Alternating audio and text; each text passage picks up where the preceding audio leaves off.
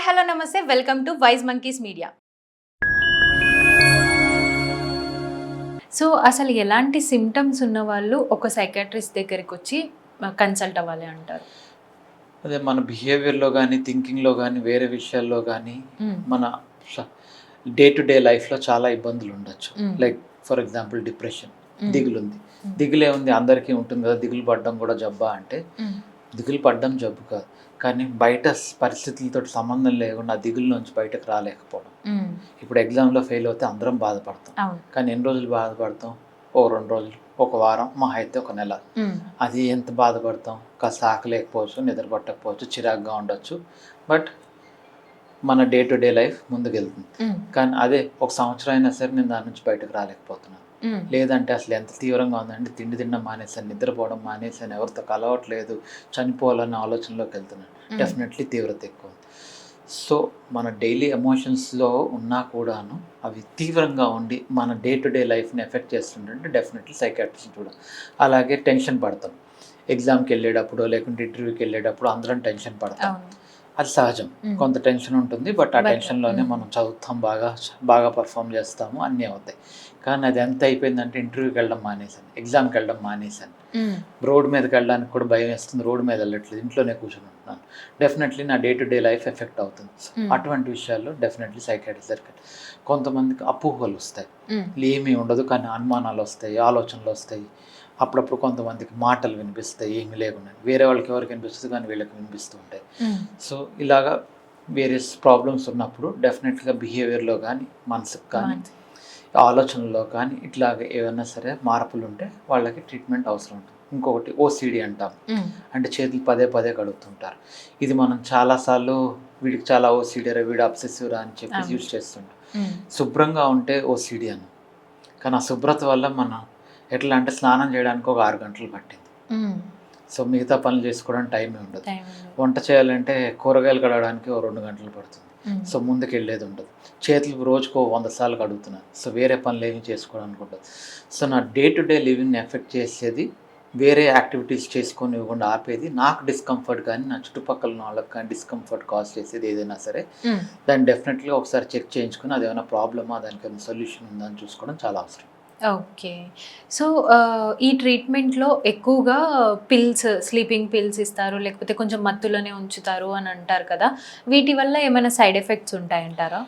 First of all sleeping pills అనేది treatment కాదు. చాలా వరకు మానసిక జబ్బుల్లో నిద్ర అనేది ఉండదు. సో ఆ నిద్ర లేకపోతే మనిషి బాడీ పనిచేయదు, బ్రెయిన్ పనిచేయదు. సో ఆ నిద్ర లేని వాళ్ళకి తప్ప అందరికీ నిద్ర ట్యాబ్లెట్లు ఇవ్వడం అనేది జరగదు.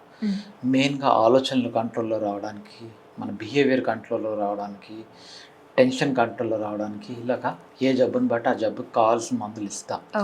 వాటిల్లో కొన్నింటికి మత్తు అనేది సైడ్ ఎఫెక్ట్ ఉంటుంది తప్ప అదేదో నిద్ర పెట్టే ట్యాబ్లెట్లు ఇచ్చి పడుకోబెడతారు అనేది వాస్తవం కాదు. అది చాలా మందికి అపోహ ఉంటుంది. బట్ నిద్ర ట్యాబ్లెట్లు అనేది ట్రీట్మెంట్ ఎప్పుడు ప్లాన్ ఉండదు. యాక్చువల్లీ ఇన్ఫ్యాక్ట్ మా ఏమేముంటుంది అంటే ఆ మనిషి మళ్ళీ వాళ్ళ వర్క్లోకి కానీ, వాళ్ళ ఫ్యామిలీ లైఫ్లో కానీ, వాళ్ళ సోషల్ లైఫ్లో కానీ ఎంత యాక్టివ్గా ఉంటారు, ఎంత మళ్ళీ నార్మల్కి తీసుకురాగలుగుతాం అనేది టార్గెట్ ఉంటుంది ఎప్పుడైనా సరే. బట్ అసలు నిద్ర రావట్లేదంటే అటువంటి సందర్భాల్లో నిద్ర డెఫినెట్లీ ఇంప్రూవ్ చేయాల్సి ఉంటుంది. ఎందుకంటే బ్రెయిన్ ఫంక్షనింగ్కి నిద్ర అనేది చాలా ఇంపార్టెంట్ కంపోనెంట్. సో ఇందులో అసలు ట్రీట్మెంట్ ఎలా ఉంటుందంటారు? జబ్బు లక్షణాలను బట్టి, తీవ్రతను బట్టి వేరియస్ లెవెల్స్ ఆఫ్ ట్రీట్మెంట్స్ ఉంటాయి. మైల్డ్ డిజార్డర్స్ అంటే చిన్న చిన్న ప్రాబ్లమ్స్ ఉన్న వాళ్ళకి కౌన్సిలింగ్ తోటి సరిపోతాయి. అదే కొంచెం తీవ్రత ఎక్కువైంది, సివియర్గా ఉంది, మోడరేట్గా ఉంది అంటే డెఫినెట్గా మందులు అవి అవసరం ఉంటాయి. ఇంకా అది కూడా సరిపోని వాళ్ళకి మ్యాగ్నెటిక్ థెరపీ అని, ఈసీటీ అంటే ఎలక్ట్రో కన్వల్సివ్ థెరపీ అని చెప్పి ఇలాంటివి కొన్ని సందర్భాల్లో అవసరం ఉంటూ ఉంటాయి. సో మందులు, కౌన్సిలింగ్, వేరే అదర్ ట్రీట్మెంట్ మోడాలిటీస్ ఇవన్నీ కలిపి ఎవరికి ఏది అవసరం ఉందో దాన్ని బట్టి వాళ్ళకి ప్రొవైడ్ చేయడం జరుగుతుంది. అండ్ ఓవర్ థింకింగ్ వల్ల కూడా కొన్ని ప్రాబ్లమ్స్, ఇష్యూస్ వస్తూ ఉంటాయి కదా, దాన్ని ఎలా కంట్రోల్ చేసుకోవాలంటారు? ఓవర్ థింకింగ్ అనేది చాలా రకాలుగా ఉండొచ్చు. ఇందాక ఓసిడి చెప్పాను. సో ఆలోచించిందే మళ్ళీ ఆలోచిస్తే, ఇప్పుడు చేయి కడుక్కున్నాను, చేయి శుభ్రంగా ఉందా లేదా, చేయి శుభ్రంగా ఉందా, 1-2 సార్లు ఆలోచిస్తే పర్లేదు. అదే రోజంతా అదే ఆలోచనలో ఉంటే అది జబ్బు. ఇంకొకటి చిన్న ఇష్యూ ఉంది, లైక్ ఇంట్లో ఏదో స్టవ్ ఆపానో లేదో అని అనుమానం వచ్చింది. అదే పదేగా ఆలోచిస్తూ కూర్చుంటారు. లేదు అంటే కనుక ఇప్పుడు బయటకు వెళ్తున్నాను, అక్కడ పని జరుగుతుందో లేదో, ఏమన్నా అవ్వచ్చేమో, దాని గురించి మరీ ఎక్కువ ఆలోచించేసి భయపడిపోయి అది అవాయిడ్ చేయడాలు. ఓకే. అంటే ఇప్పుడు ఈ ఓవర్ థింకింగ్ నుంచి బయటికి వచ్చి కొంచెం కంట్రోల్ చేసుకోగలిగేలాగా ఏం చేస్తే బాగుంటుందంటారు డాక్టర్ గారు? అదే ఇందాక చెప్పినట్టు మైల్డ్ సివియారిటీ ఉన్న వాళ్ళకి కొన్ని బిహేవియర్ టెక్నిక్స్ ఉంటాయి. రిలాక్స్ అవ్వడానికి కానీ, ఆలోచనల్ని బ్రేక్ చేయడానికి కానీ, వాటికి కొన్నిసార్లు అది వాళ్ళు కంట్రోల్ చేసుకుందాం అన్నా కానీ సివియారిటీ పెరిగే కొద్దీ అవ్వదు.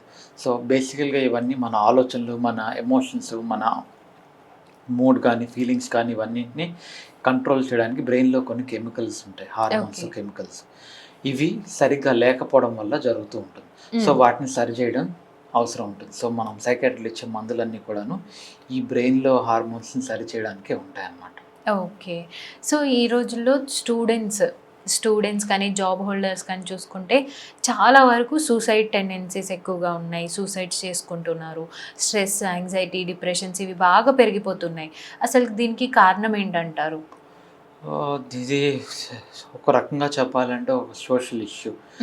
మన సొసైటీ కన్జ్యూమరిజం అంటే సాధించాలి, ఇది ఉండాలి, అది ఉండాలి, ఇది ఉంటేనే నీకు వర్త్ ఉంటుంది, అది లేకపోతే నువ్వు ఎందుకు పనికిరాని వాడివి, ఇట్లాగా ఒక స్టాండర్డ్ సెట్ చేసేసాం. సో ఎవరన్నా సరే ఇది అచీవ్ చేయకపోతే, ఇప్పుడు ఇంజనీరింగ్ సీట్ రాకపోతే, మెడిసిన్ సీట్ రాకపోతే నువ్వు ఎందుకు పనికిరావు, మిగతా వాళ్ళందరూ పనికి వచ్చినా లాభం లేదు అంటే ఒకటో రెండో ఒక సొసైటీలో స్టాండర్డ్స్ అని పెట్టేసుకుని దాంట్లోనే ఇరుక్కుపోయి ఇది లేకపోతే మన జీవితం లేదు అనేది ఒక రకంగా మన సొసైటీ నేర్పిస్తుంది. ఈ కొత్త ఫోన్ రాగానే కొనాలి, అది కొనకపోతే మనం వేస్ట్. స్కూల్లో అందరూ నన్ను చూసి నవ్వుతారు ఈ పాత ఫోన్ వాడితే. లైక్ బట్టలు కావచ్చు, ఇంకోటి కావచ్చు, ఇలా మల్టిపుల్ ఇష్యూస్లో ఏంటంటే సొసైటీ ఇలా ఫిక్స్ చేసేసి కన్స్యూమరిజం సైడ్ వెళ్ళి ఇవన్నీ ఉంటేనే నీ జీవితానికి ఒక వర్త్ ఉంది, లేకపోతే లేదు అని ఒకటి ఫిక్స్ చేసాం. ఇది ఇంతకు ముందు ఉండేది కాదు. ఉన్న దాంట్లో హ్యాపీగా ఉందో అన్న కాన్సెప్ట్ ఉండేది. ఇప్పుడు అది రోజు రోజుకి తగ్గిపోతూ ఉంది. దానికి చాలా కారణాలు ఉండొచ్చు. ఒకటి, మనము ఐసోలేట్ అయిపోతున్నాం. అంటే ఇంతకుముందు ఉన్నట్టుగా ఆ జాయింట్ ఫ్యామిలీస్ కానీ, కమ్యూనిటీ ఫీలింగ్ కానీ ఇవన్నీ తగ్గిపోయి ఎవరికి వాళ్ళు న్యూక్లియర్గా ఉండడము, ఐసోలేట్ అయిపోయి ఎవరి అపార్ట్మెంట్లో వాళ్ళు కూర్చోవడం ఇవన్నీ జరుగుతున్నాయి.